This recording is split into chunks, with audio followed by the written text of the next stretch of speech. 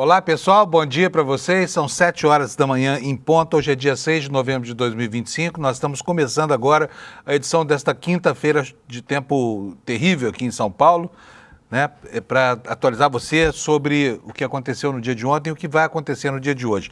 E os destaques hoje giram em torno da aprovação ontem pelo governo, uma conquista importante lá no Senado, por unanimidade, do projeto que prevê a isenção do imposto de renda para todo mundo que ganha até R$ 5.000 por mês de salário mínimo. Foi uma vitória do governo, foi uma vitória construída assim contra a vontade, né, de uma parcela dos nossos parlamentares que acabaram tendo que se dobrar a ela porque o assunto tem um apelo popular muito forte e contra o sentido, né, da mobilização popular e o sentido, o cheiro de popularidade, os parlamentares acabam vergando, se dobrando. E essa foi uma importante conquista do governo do Lula, foi muito comemorada ontem. Daqui a pouco a gente vai ver uma fala do ministro Haddad sobre isso que aconteceu ontem, tá bom? O governo, ao mesmo tempo em que ganhou uma no Senado, está na iminência de perder outra no Congresso, porque os deputados ontem conseguiram aprovar a urgência para votar um requerimento, um projeto de lei que retira uma recomendação do CONANDA de atendimento a crianças estupradas que ficam grávidas e têm, portanto, direito ao aborto legal. A direita brasileira quer desproteger, ela acha que não tem problema nenhum uma criança, né, um menor de 14 anos, engravidar de um estuprador, tá? E negar a ela o direito de ser atendida na rede hospitalar para encerrar uma gravidez que jamais deveria ter começado, né? E lá em Santa Catarina continua a treta entre o prefeito contra o senador, o futuro candidato a senador Carluxo, né? E a deputada Ana Campanholo e a Rapa. Olha, tá pegando fogo o clima lá. É o primeiro grande cisma da direita brasileira que tem uma repercussão enorme no colégio eleitoral, em que o bolsonarismo está mais bem representado no Brasil, né? Então nós vamos tratar disso hoje, vamos tratar extensivamente disso hoje, porque essa treta evidencia o quadro que a direita brasileira vai enfrentar na composição das alianças regionais para as próximas eleições, tá bom? Eu quero chamar logo aqui meu companheiro Alex. Bom dia, Alex. Tudo bem? Bom dia, Panunzio. Bom dia a todos. Como vocês estão? Tudo bem? Estamos bem, estamos levando quinta-feira, já quase sexta, então tá tudo bem, né, Alex? Sim, eu acordei hoje pensando que era sexta-feira, mas falta um dia para tão sonhar sexta-feira, Panunzio. A semana tá longa, né? A semana tá bem longa. Sim. Alex, e no futebol, o que nós tivemos ontem? Tivemos dois jogos, foi isso? Sim, teve 7 jogos que a gente vai trazer agora mesmo. E ontem, Panunzio, começou o primeiro jogo ali, Sport Juventude, 2-0 Juventude. O Red Bull Bragantino ganhou ali do Corinthians de 2-1. Começou ganhando, sofreu empate, depois no finalzinho fez o gol ali com o Isidro Pita. O Vitória ganhou de 1-0 contra o Internacional e colocou o Santos na zona de rebaixamento com 34 pontos. O Botafogo ganha de 3-0 ali do Vasco, Atlético Mineiro ganha de 3-0 do Bahia, meus pêsames, André Alzeda. O Grêmio perdeu de 1-0 pro Cruzeiro jogando em casa. E no grande jogo da noite, eu confesso que eu não assisti porque eu já estava dormindo no horário. O São Paulo empatou 2-2 com o Flamengo, o golzinho ali com 33 minutos do segundo tempo do Ferreirinha decretou o empate ali desse grande jogo que aconteceu ontem. E hoje, Panunzio, teremos Fluminense e Mirassol, o clássico ali, Ceará e Fortaleza, e 9h30 da noite, para finalizar a 32ª rodada, teremos o jogo entre Palmeiras e Santos, que pode ser o jogo que o Palmeiras, caso ganhe, abra 2 jogos de diferença ali pro Flamengo na liderança, Panunzio.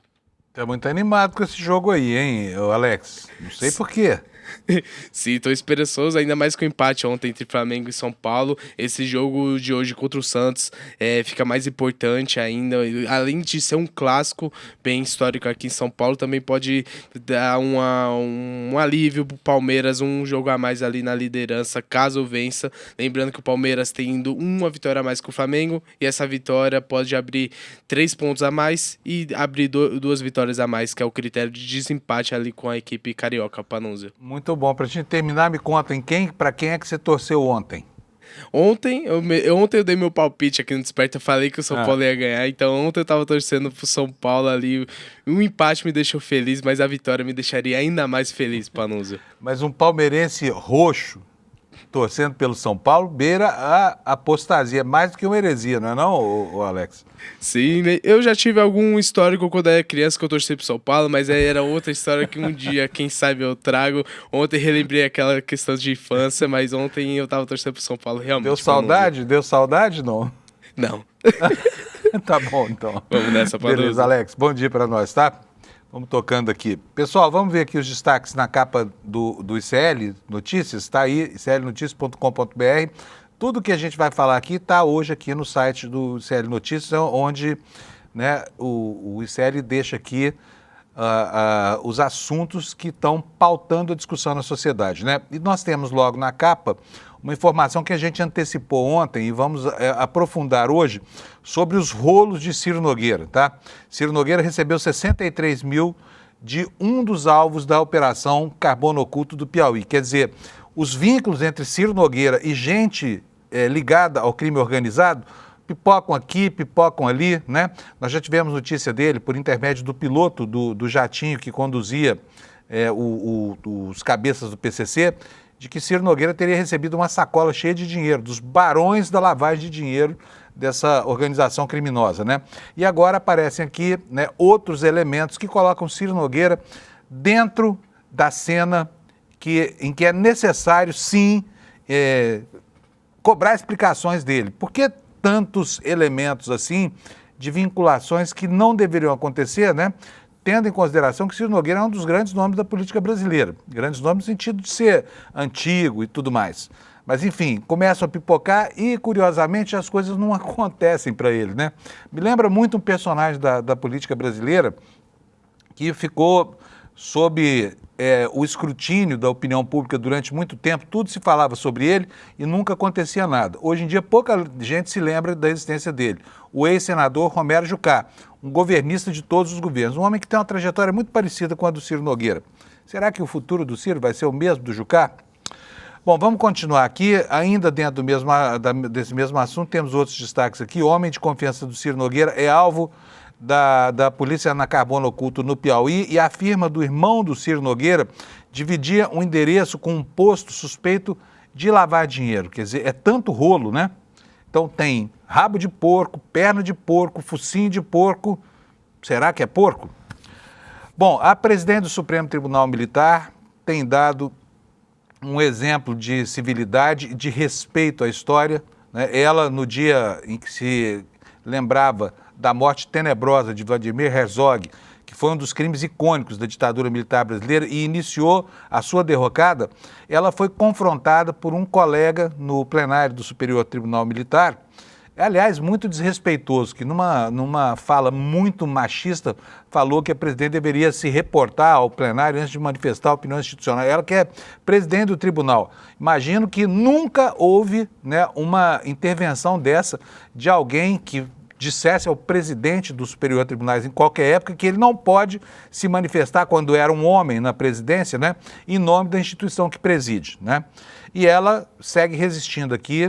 Olha, foi uma excelente indicação do presidente Lula, essa senhora, tá bom? E ela está aqui dizendo que resiste, né?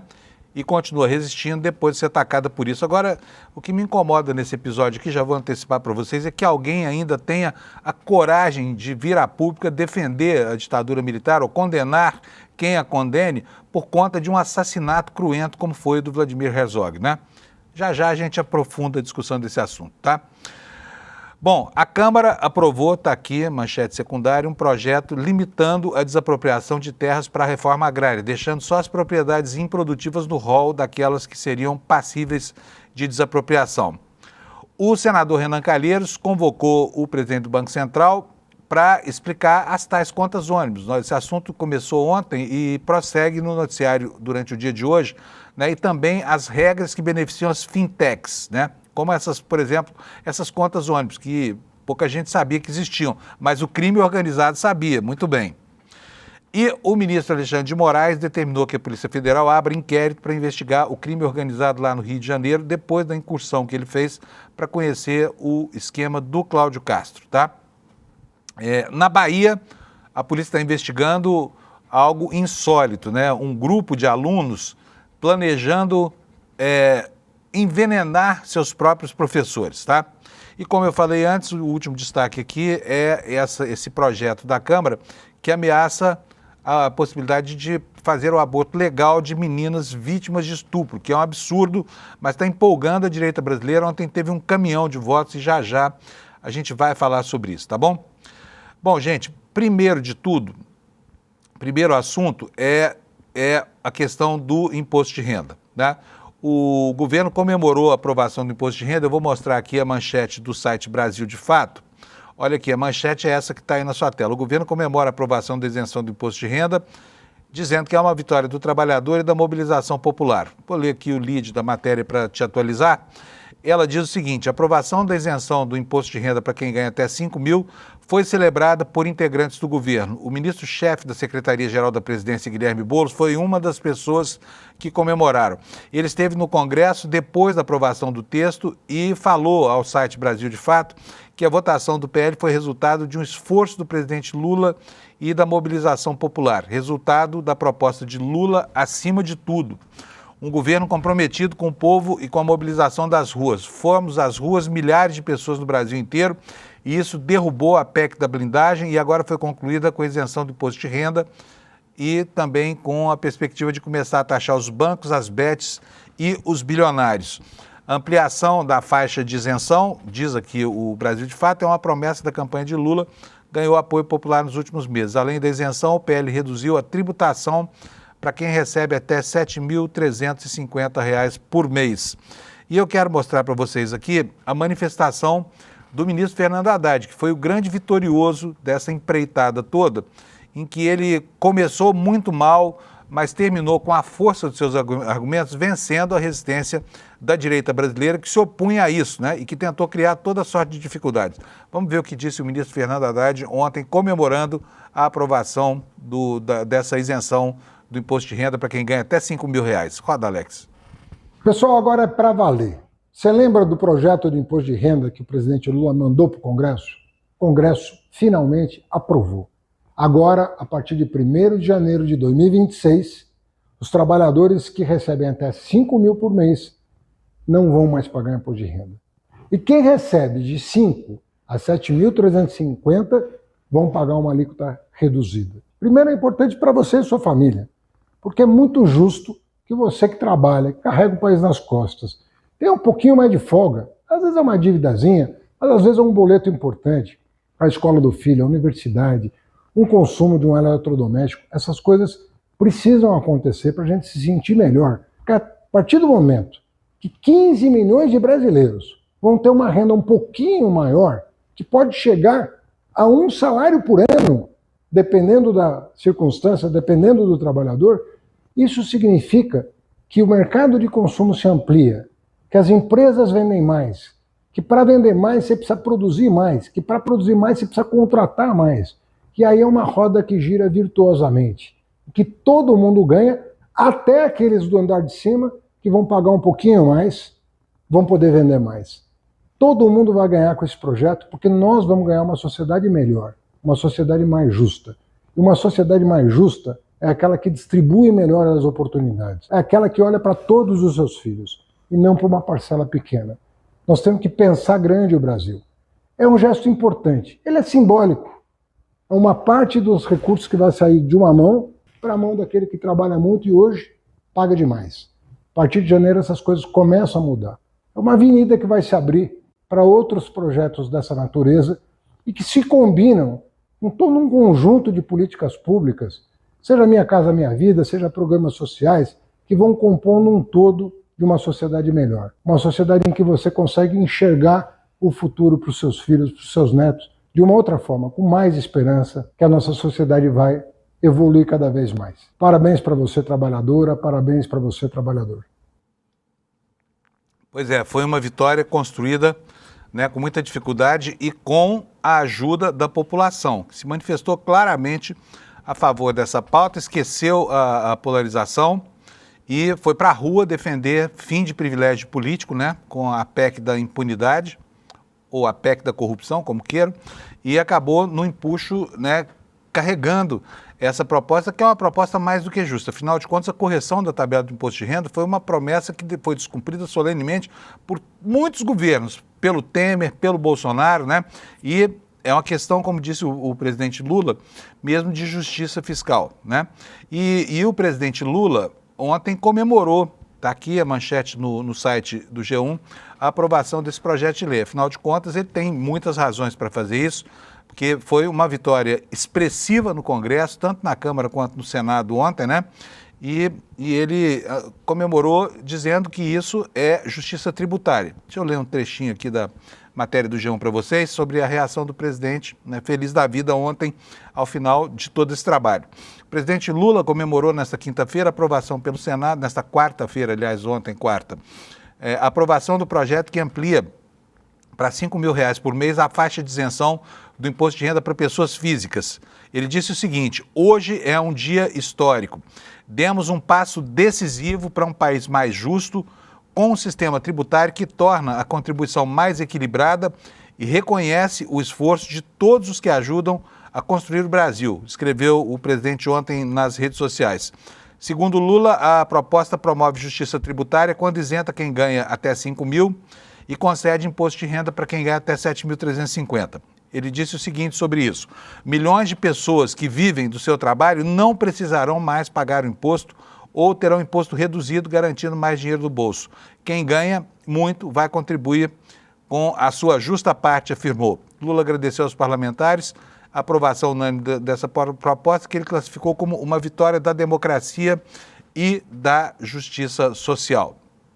Olha, em compensação, é uma no cravo, uma na ferradura, né? No campo dos direitos elementares, a questão do aborto começa a ficar muito complicada no Brasil, porque ontem lá na Câmara houve um movimento e a direita brasileira reuniu lá um caminhão de votos, né, e conseguiu aprovar a urgência para votar um projeto que vai dificultar o aborto legal para meninas, crianças vítimas de estupro, tá? Projeto que, segundo a informação aqui na capa do ICL, suspende a garantia de fluxos de atendimento a meninas vítimas de estupro, mas nos casos que já estão previstos em lei, tá? Vamos ver aqui o que nos conta essa reportagem aqui no portal iclnoticias.com.br. A Câmara dos Deputados aprovou nesta quinta o projeto de decreto legislativo que suspende a resolução 258 do CONANDA, que é o Conselho Nacional dos Direitos da Criança e do Adolescente, que estabelecia diretrizes para o acesso ao aborto legal por crianças e adolescentes. Esse texto foi aprovado por 317 votos a favor e 111 contrários, e seguirá agora para análise do Senado Federal. Observe bem esse placar: 317 votos são 11 votos a mais do que é necessário para mudar a Constituição brasileira. E isso expressa a força da direita brasileira quando o assunto são esses tabus aí que envolvem aborto, infância e companhia limitada.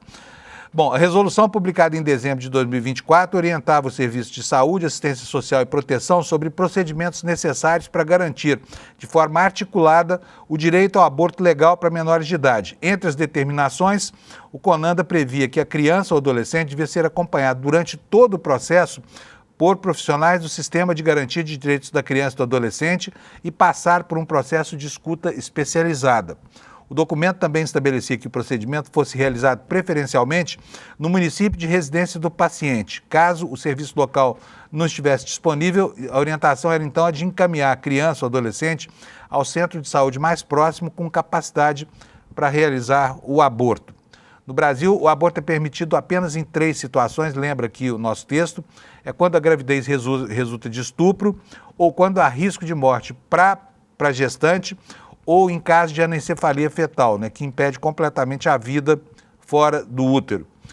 E antes disso, os deputados haviam aprovado o regime de urgência para a proposta por 313 votos a 119, e isso permitiu que o texto fosse levado diretamente ao plenário, sem necessidade de análise prévia pelas comissões temáticas, tá? Então, tá aí, esse é um problema.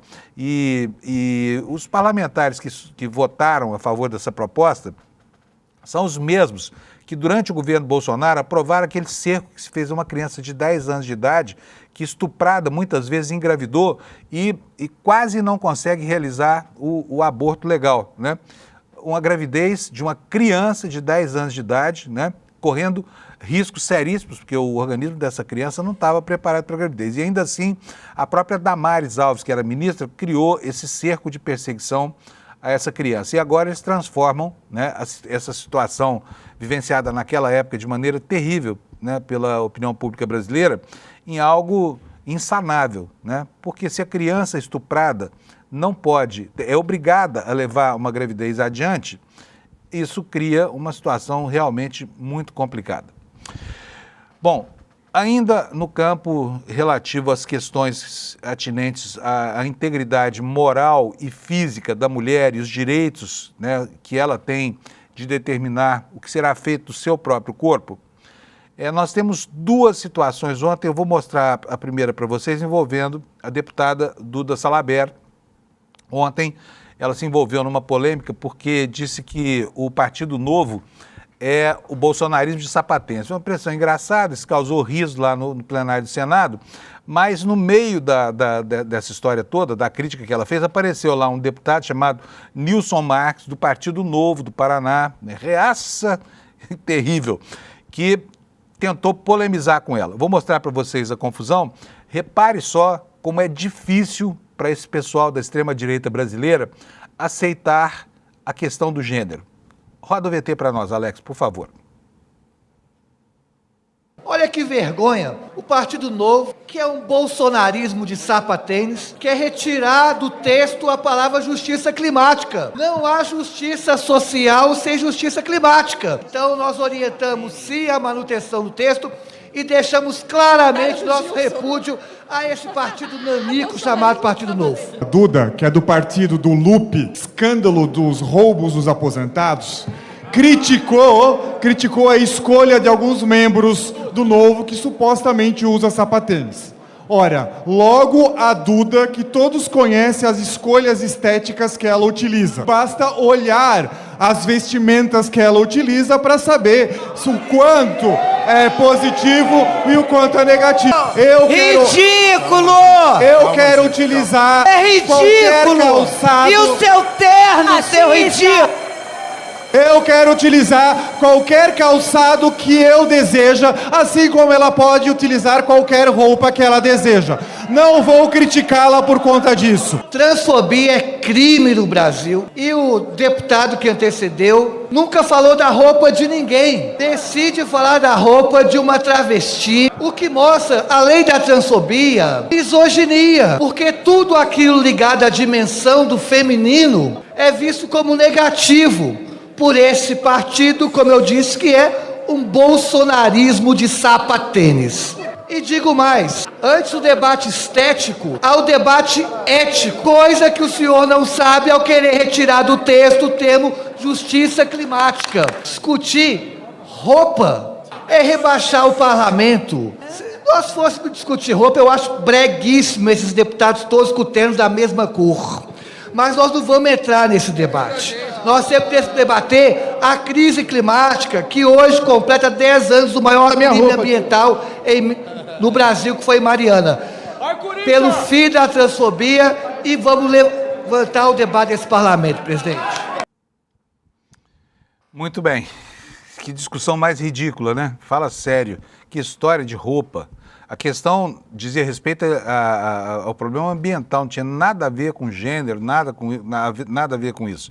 Isso só revela, né, o quanto é paradoxal a escolha do nome desse partido. Deveria se chamar Partido Velho, de tão reacionário e incapaz de entender as mudanças do tempo, né?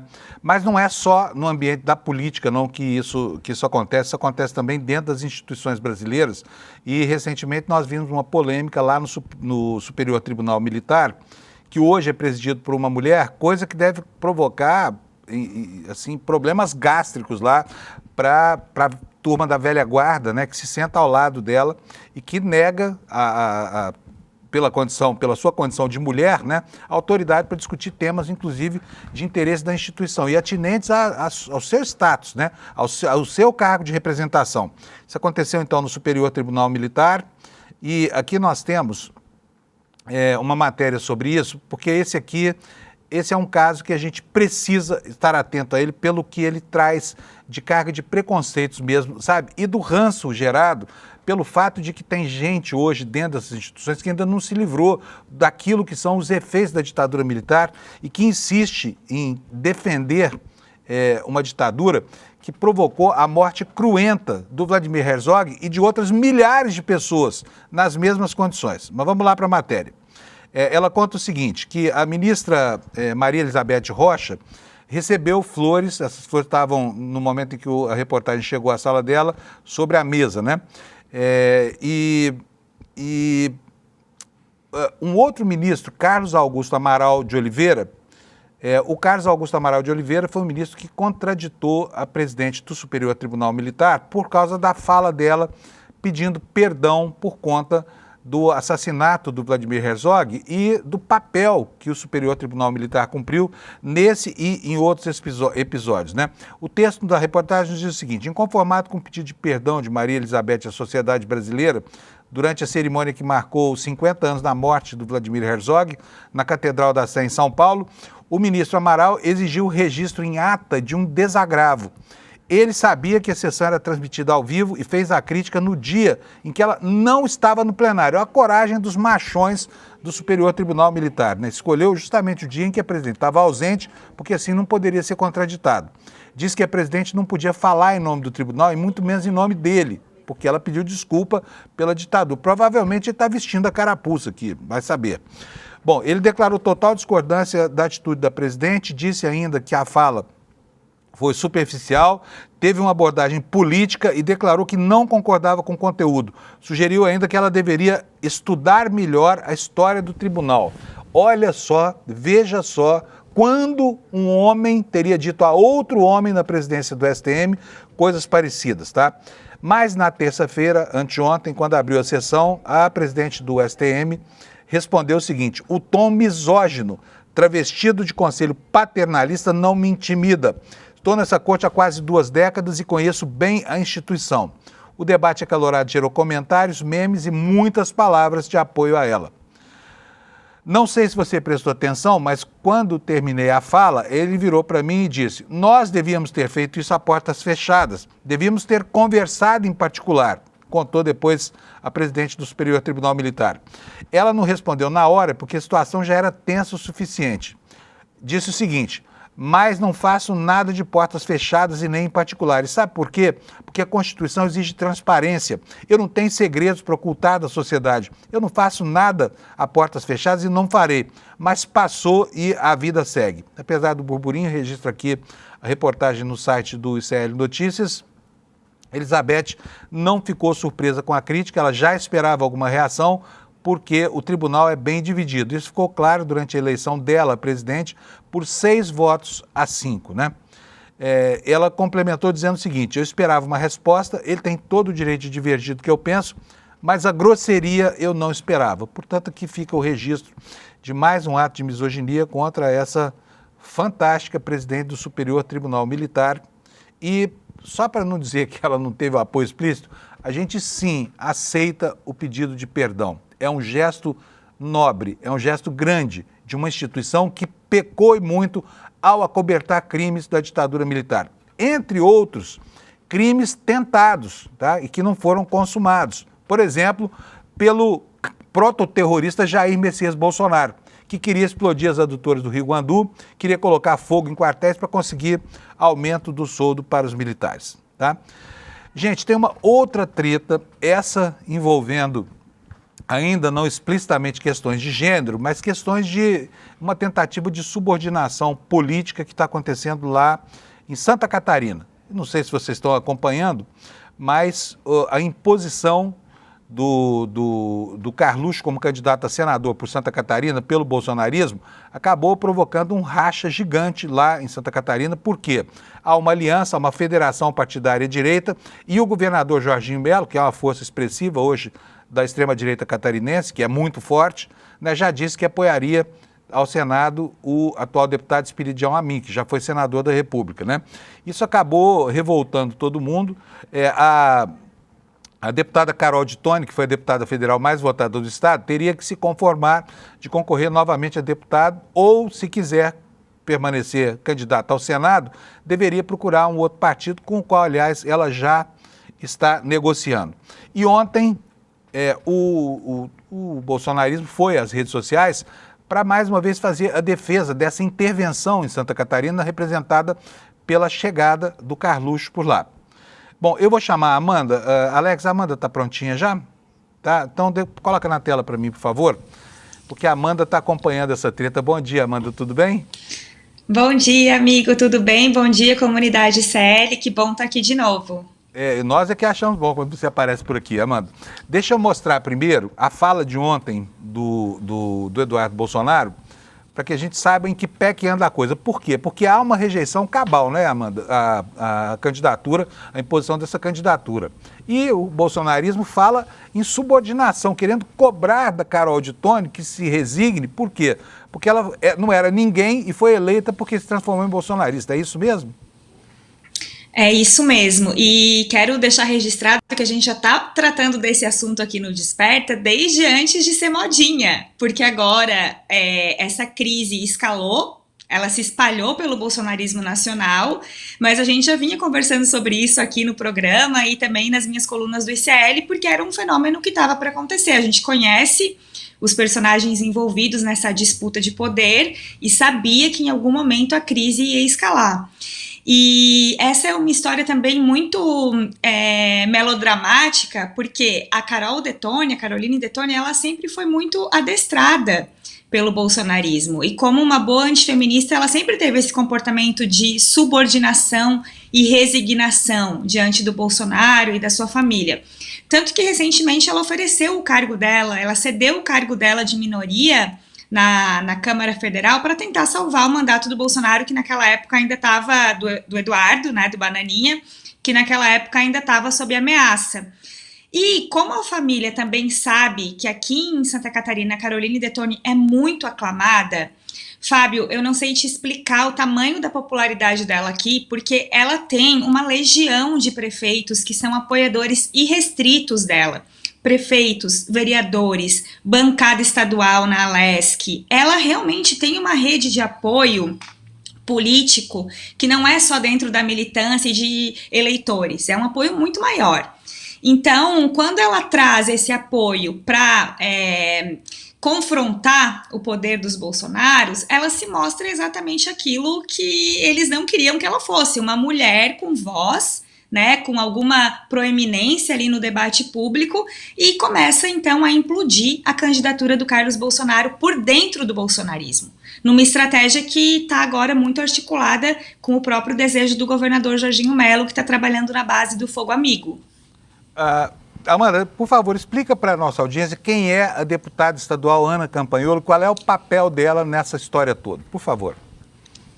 A deputada Ana Campanholo, ela é a deputada estadual mais votada da história de Santa Catarina. Ela está no seu segundo mandato. Ela também tem uma carreira política muito parecida com a da Carol de Toni, no sentido de que ela é uma deputada que ela é muito midiática, ela sabe ocupar o espaço das redes, mas ao mesmo tempo ela faz costuras políticas fora do espaço das redes sociais. Então ela também tem muito trânsito nas câmaras de vereadores, ela tem muito trânsito nas prefeituras, ela também é uma empresária olavista, ela vende aqueles cursos, aqueles livros, tal qual o Nicolas Ferreira. Então a imagem dela, midiática e política, é muito associada ao campo ideológico do bolsonarismo radical. E quando ela entra para confrontar os deputados, o deputado Eduardo Bolsonaro e o vereador e pré-candidato ao Senado, Carlos Bolsonaro, ela também está provocando um racha dentro do núcleo olavista, porque eles também fazem parte disso. E o papel dela está sendo o de traduzir para a militância bolsonarista que não existe forma de construção de uma chapa Carlos Bolsonaro e Carol de Toni. Porque os irmãos Bolsonaro, eles tentam vender essa ideia de que é possível votar em Carlos Bolsonaro e Carol de Toni. Mas na prática isso não existe. E a Ana Campagnolo está trazendo isso à tona, muito articulada, né, com uma boa oratória. Ela está tentando desenhar isso para a militância e, com isso, implodir também a ideia de trazer o Carlos Bolsonaro como pré-candidato. Essa Ana Campagnolo é bastante corajosa, porque é a primeira vez que uma mulher afronta o Bolsonaro. Quer dizer, houve algumas iniciativas assim, Joyce Hasselman lá para trás, enfim, algumas poucas iniciativas. Mas aí, só para saber, antes da gente mostrar a reação do Carlos Bolsonaro, você identifica misoginia também nessa história toda? Se fosse um homem disputando a vaga com o Carlos Bolsonaro, você acha que seria a mesma discussão ou não? Com certeza, eu identifico uma questão do machismo muito presente nessa disputa toda, porque criou-se um campo de disputa entre homens e mulheres. Basta ver quem está apoiando o Carlos Bolsonaro são homens, é o irmão, é o senador Jorge Saif, que ontem também ocupou o espaço do Senado para atacar a Ana Campagnolo, e do outro lado estão as mulheres, que é a Ana Campagnolo, a Carol Detone, a própria Michele Bolsonaro, que não é benquista pelos enteados também. Então, existe sim uma ideia muito presente por parte da família Bolsonaro de usar as mulheres como escada para o poder. Se elas começam a se projetar um pouco a mais do que eles, a tendência é de que freiem. E o texto do Eduardo Bolsonaro, que está fixado no X, no Twitter dele como texto principal, se é que não tirou, mas até ontem ainda estava lá, um texto longo, é um texto extremamente machista, basicamente apelando para que as mulheres aceitassem que elas devem lealdade ao Jair Bolsonaro e que toda a história delas foi construída com base na liderança do Jair Bolsonaro, quando na verdade a gente sabe que sim, elas foram alçadas aí na esfera pública e no debate político, muito associadas à imagem do Bolsonaro, mas toda essa construção que eu relatei aqui, política que elas fizeram, por dentro das câmaras e das prefeituras de Santa Catarina, foi uma construção delas. Então, elas também têm um certo tino político que independe do Bolsonaro. Tanto que elas estão conseguindo causar esse racha dentro do bolsonarismo e elas estão conseguindo muito apoio do bolsonarismo local também. Então tem muita gente aí amparando, acolhendo e protegendo o discurso delas por saber que elas têm uma trajetória política ainda em construção e que talvez a liderança do próprio Bolsonaro já esteja mais do que esgotada. Muito bom, gente. Por que nós estamos insistindo há tantos dias nesse assunto? Porque esse assunto evidencia algo que vai acontecer daqui a pouco dentro da direita brasileira. Tá? O que está acontecendo em Santa Catarina é um laboratório para o que vai acontecer daqui a pouco no Brasil, quando esses antagonistas do campo da direita começarem a se confrontar. É só esperar para ver, tá? O que vai dar dessa briga dessa comunhão de Zema com Tarcísio, com Caiado, com Ratinho Júnior e tudo mais. Agora eu quero mostrar para vocês, ontem, o Bananinha nas redes sociais tentando defender o indefensável, que é a intervenção que eles querem promover lá em Santa Catarina para impor a candidatura do irmão. Roda para nós o VT, por favor, Alex. O Tarcísio é o candidato do sistema. É o cara que o Moraes quer, né, que gostaria que fosse eleito, porque ele ainda viria com apoio de Jair Bolsonaro. Mas você contrariou seu pai quando foi ventilada a hipótese de lançar o Tarcísio à presidência, e talvez ele lance. Como vai ser? Por que você pode manifestar a sua contrariedade e os outros não? Campagnolo, o Tarcísio é o candidato do sistema. É o cara que o Moraes quer, né, que gostaria que fosse eleito, porque ele ainda viria com apoio de Jair Bolsonaro. O meu pai foi posto numa prisão domiciliar, com tornozeleira, esculachado e sem rede social. Pois é, já tá bom aí. Quer dizer, no afã de atacar a Ana Campagnolo, de se defender das acusações dela, eles convocam a essa condição de subserviência, né, Amanda? Agora, tá mesmo realmente difícil a consolidação? Você prevê dificuldades para o Carluxo conseguir votos para se eleger senador por Santa Catarina? Porque seria um grande fracasso da próxima eleição, né? Seria um grande fracasso e um fracasso histórico, inclusive também ajudaria a gente a resgatar a nossa imagem de um Estado normal, né? Não de um Estado ultra-bolsonarista como, infelizmente, Santa Catarina tem se projetado. Mas existe uma possibilidade muito clara e real de que haja divisão de votos entre esses 3 candidatos, que é a Caroline Detoni, que deve ir para o Novo, e ela realmente insiste que ela não vai abrir mão da candidatura, então estamos dando um voto de credibilidade para ela, que tem falado isso muito enfaticamente. Temos o Espiridião Amin, que vai tentar aí a sua reeleição e que é um candidato com muita tradição, ele vem de uma oligarquia local e dificilmente ele perde votos para o Carlos Bolsonaro. O eleitor do Amin é um eleitor leal, está muito associado também ao poder, ao empresariado local, e daí entra o Carlos Bolsonaro como o 3º candidato. Como o eleitor ele vai ter direito a 2 votos, o eleitor bolsonarista ou de direita vai ter que escolher 2 entre esses 3. E vai haver divisão de votos com toda certeza. Por isso, Fábio, a esquerda daqui de Santa Catarina também tem se articulado para tentar ocupar essa brecha. E eles estão considerando hoje a eleição para o Senado muito mais importante do que a eleição para o governo. Esse é o contexto também sobre o qual o campo progressista está tentando se articular aqui no estado. Bom, seria um sonho, né? Já pensou 3 Bolsonaros a menos nas instâncias políticas do país? Bolsonaro, pai, porque está preso, Bananinha, porque não sabe se vai estar preso ou se vai estar no seu alto exílio, e o Carluxo derrotado. Restaria apenas o Flávio Bolsonaro, ainda que renova mandato. Agora, vem cá, eu quero a sua opinião sobre outra coisa, porque Santa Catarina virou o epicentro da política brasileira a partir de iniciativas da direita. O prefeito de Florianópolis, que diabo de iniciativa é essa? Ele vai para as redes sociais para mostrar a sua repulsa, quer dizer, a um direito constitucional que é o direito de ir e vir. Qualquer cidadão pode ir, se fixar, permanecer, ficar o tempo que quiser em qualquer lugar. A Constituição garante isso. Mas olha só o que esse prefeito está dizendo nas redes sociais. Eu achei isso um absurdo. Repara aí. Talvez você tenha outra opinião. Vamos ver o vídeo, por favor. Roda para nós, Alex.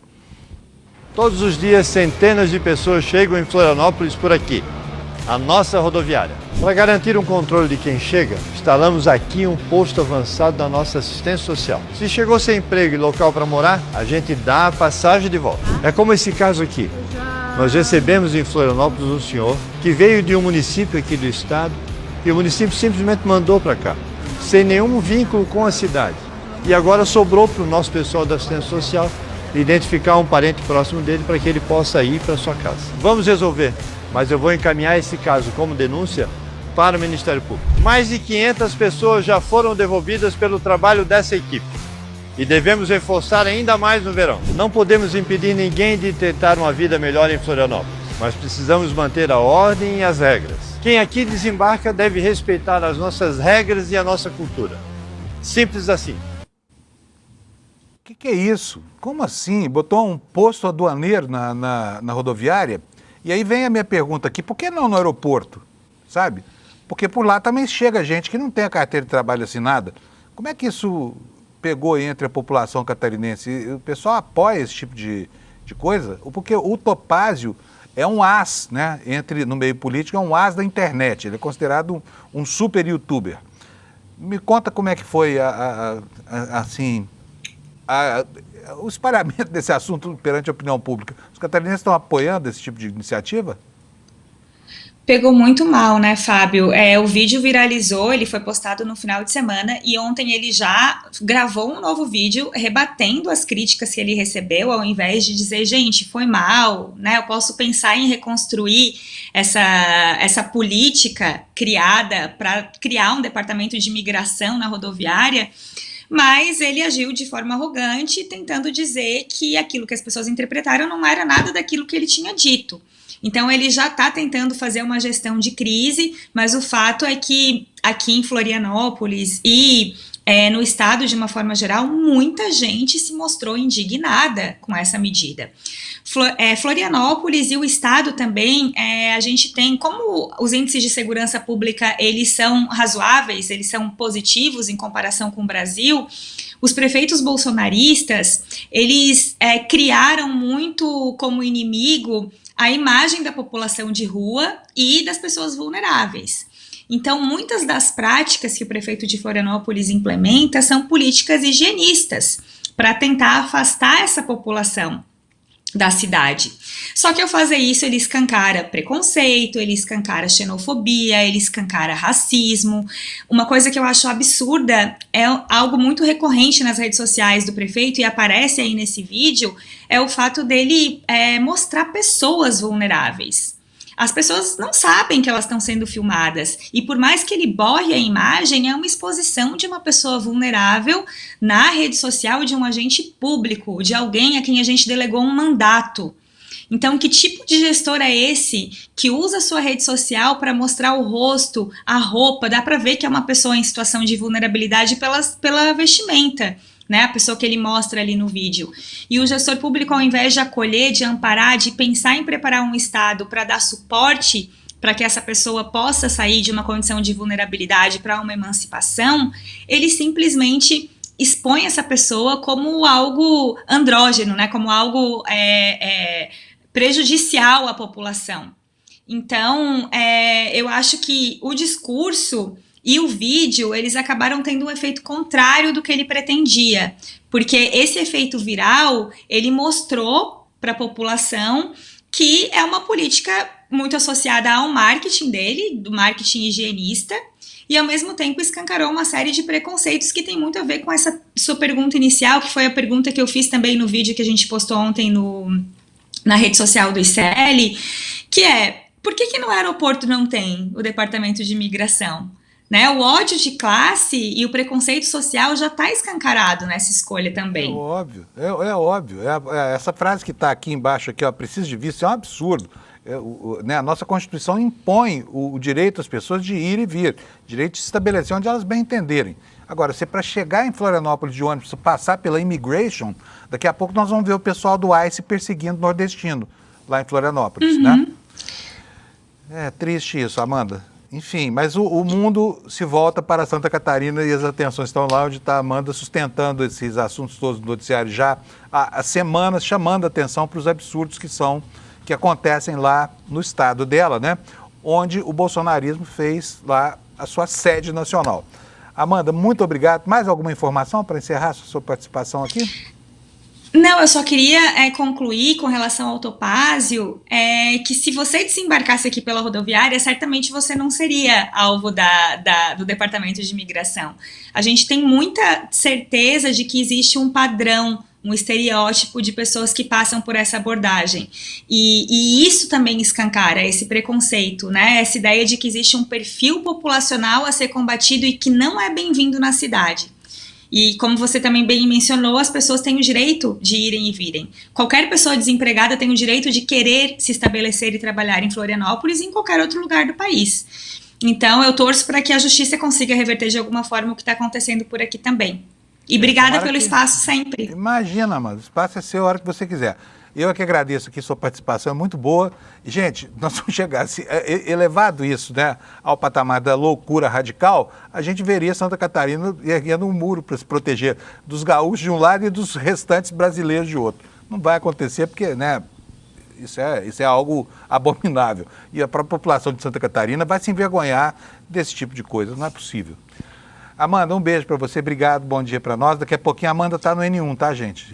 Aprofundando mais essa discussão aqui. Então, vou assistir você lá também, tá? Tchau, Amanda. Obrigada, querido. Beijo, gente. Até depois. Olha, gente, não percam as esperanças, tá? Quando tudo parece perdido, o mundo dá uma voltinha a mais e aí tudo muda, tá? Olha só o que está acontecendo lá em Nova York. Tem aquela eleição lindíssima do Zohran Mamdani, né? Mamdani.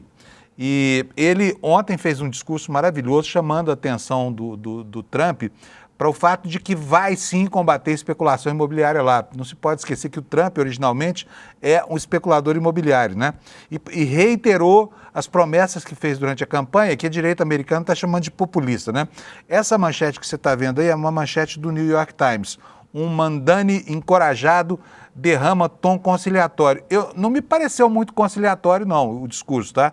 Assisti bastante o discurso, mas vamos lá, vamos ver a versão aqui do New York Times sobre esse fenômeno, né?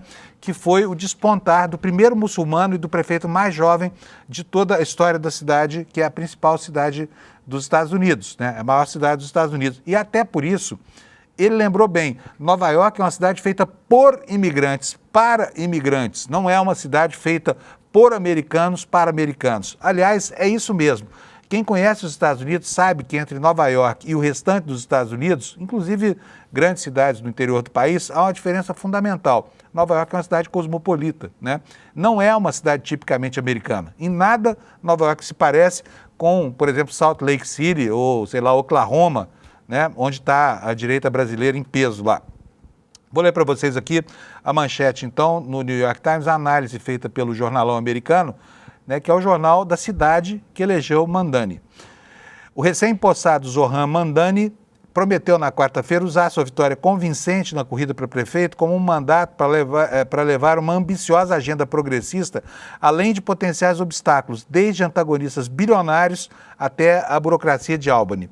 Em uma mudança em relação ao tom apaziguador que ele já usava há meses, Mamdani deixou claro que, embora venha a governar para todos os nova-iorquinos, ele está determinado a ajudar aqueles que lutam por mudanças estruturais. Ele disse o seguinte: também quero deixar claro, o mandato que conquistamos ao longo dessa eleição é um mandato para cumprir a agenda que defendemos, disse ele em uma entrevista por telefone na tarde de quarta-feira, após um almoço de comemoração com a sua aliada progressista, a deputada Alexandria Ocasio-Cortez, em Nova York. A mudança de tom foi mais marcante no que diz respeito ao seu plano de aumentar os impostos sobre os mais ricos, num processo, aliás, muito parecido com esse que está acontecendo aqui no Brasil agora, na discussão da base de financiamento da isenção do imposto de renda, quando o governo tenta taxar super ricos, bets e fintechs e bancos, né?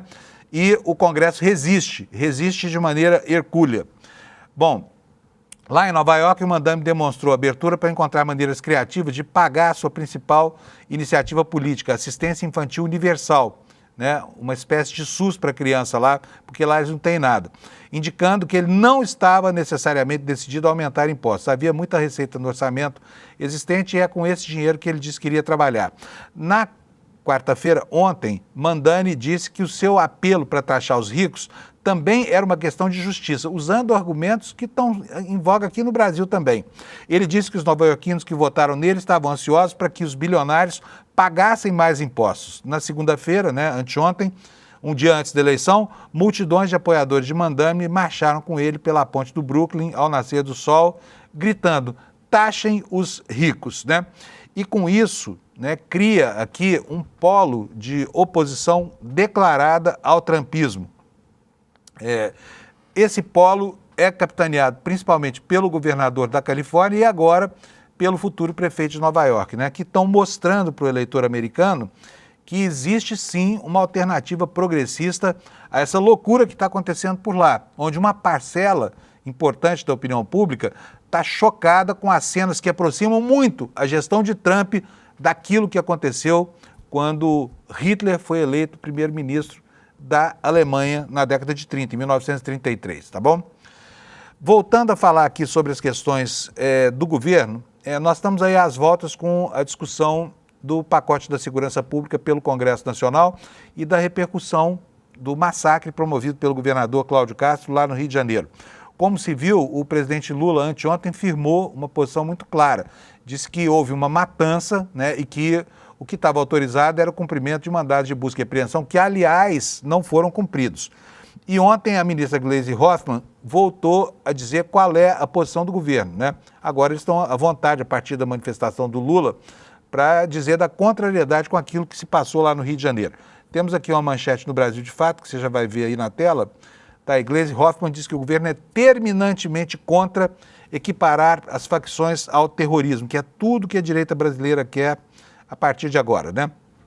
E a matéria da Brasil de Fato nos conta o seguinte: a ministra das Relações Institucionais, Gleisi Hoffmann, disse nesta quarta-feira, ontem, que o governo é terminantemente contra o projeto de lei que equipara o crime organizado ao terrorismo, porque, segundo ela, há diferenças políticas e ideológicas na classificação desses grupos e isso abriria um precedente muito perigoso para o Brasil. Ela falou que o governo é terminantemente contra. Nós somos contra esse projeto que equipara as facções criminosas ao terrorismo. Terrorismo tem objetivo político e ideológico, e o terrorismo, pela legislação internacional, dá guarida para que outros países possam fazer intervenções em nosso país, ela afirmou. O projeto de lei 13.260, conhecido como PL do terrorismo, foi apresentado em março, mas ganhou tração depois da chacina lá no Rio de Janeiro. O texto amplia o que seria considerado terrorismo no Brasil. A regulamentação estenderia a legislação para organizações criminosas como o PCC e o Comando Vermelho, esse último foco da Operação do Rio, que resultou nessa que foi a maior chacina policial da história do Brasil. A proposta foi aprovada pela Comissão de Segurança Pública e agora espera ser votada na Comissão de Constituição e Justiça. O PL tem um requerimento de urgência e não precisaria ser votado na CCJ. Assim, o presidente da comissão, Paulo Azi, do União Brasil da Bahia, incluiu o texto na pauta do colegiado desta semana. A proposta não precisaria ser votada mesmo na comissão, já que teve o requerimento de urgência aprovado. Então nós temos aí o desenrolar desse cenário, né? Pode ser muito ruim para o Brasil.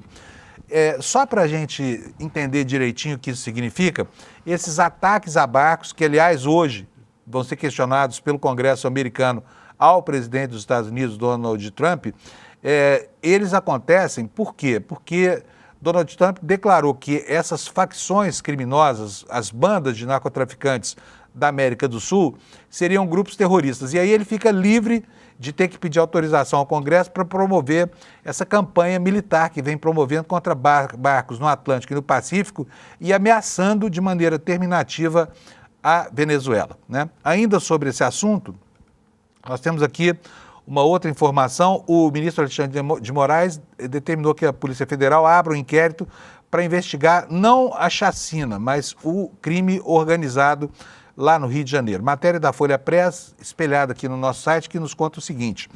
O ministro Alexandre de Moraes, do Supremo, determinou nesta quarta-feira que a Polícia Federal investigue o crime organizado no Rio de Janeiro. A decisão foi dada em decorrência de um acórdão na ação conhecida como a DPF das favelas, mas Moraes, que é o relator, ordenou a abertura de uma apuração autônoma. O despacho está em uma petição que tramita sob sigilo, né? Na segunda, lembra que a matéria, o governador e o ministro se reuniram no Rio de Janeiro. O ministro Alexandre de Moraes foi lá conhecer o núcleo de coordenação dessa campanha e pedir detalhes sobre a atuação da Polícia Militar, né?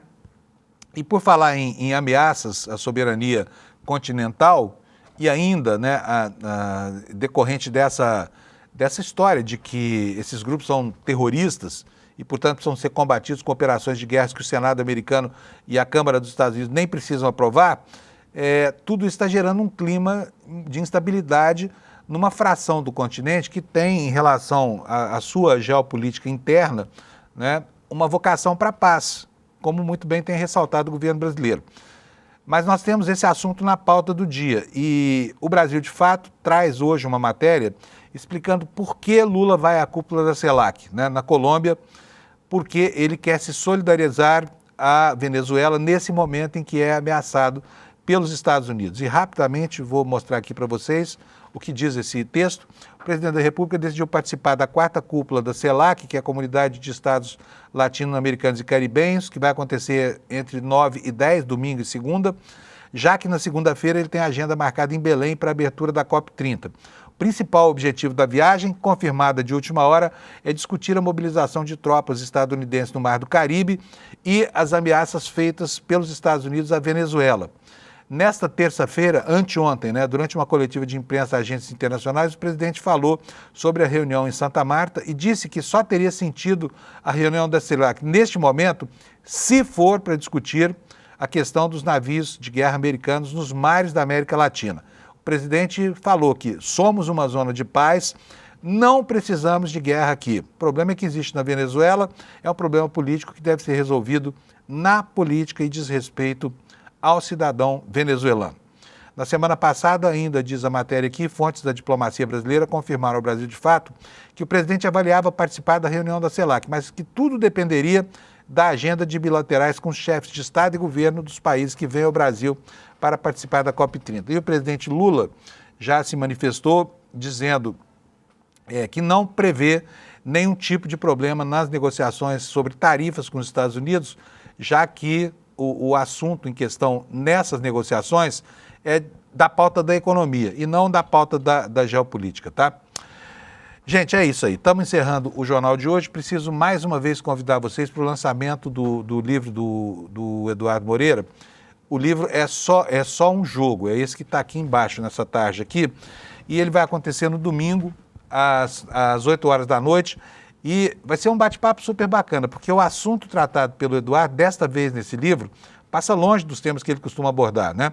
Mas é um assunto que está em voga aí nas hostes científicas, para quem gosta de especulação filosófica e para quem leigamente acompanha a evolução dos conhecimentos sobre a mecânica quântica. Tudo isso faz sentido, essa discussão faz sentido. Além disso, é uma discussão muito legal, né? Não importa o que você pense a respeito. É sempre bom falar sobre esse assunto e o Eduardo fala muito bem. Ele diz que é o livro que ele mais gostou de escrever, como você vai ver daqui a pouco, e que você vai gostar muito de ler. Eu estou esperando chegar o meu aqui e te convido para estar conosco no domingo, às 8 horas da noite, quando ele vai lançar o seu livro É Só um Jogo, sobre isso que se chama hoje Teoria da Simulação, que é super interessante, tá bom? Então não deixe de se inscrever, icl.com.br/livro. Vai aí, é de graça para todo mundo, não precisa pagar nada, não precisa ser membro da comunidade do ICL, mas vai ser super legal você participar dessa discussão, porque isso vai te dar elemento para horas e horas de conversa, depois na mesa de bar, no seu ambiente de trabalho, com seus amigos, porque o assunto é muito maneiro, tá bom? Obrigadão pela audiência, a gente volta amanhã para encerrar a semana, sexta-feira, né?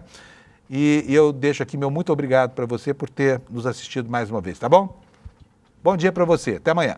Fala turma, 9 de novembro vou lançar online meu novo livro, É Só um Jogo, e se nada disso for real. Um livro que traz conceitos de filosofia, de física, de matemática e tem um mergulho, né, sobre essas questões existenciais e trazendo todo esse tema de inteligência artificial com as mudanças que o mundo está passando, que ninguém vai ficar igual depois de ler esse livro. Bora todo mundo pro lançamento. O livro vai estar num preço super especial e quem adquirir o livro no dia do lançamento vai ter ele autografado em casa. Abraço.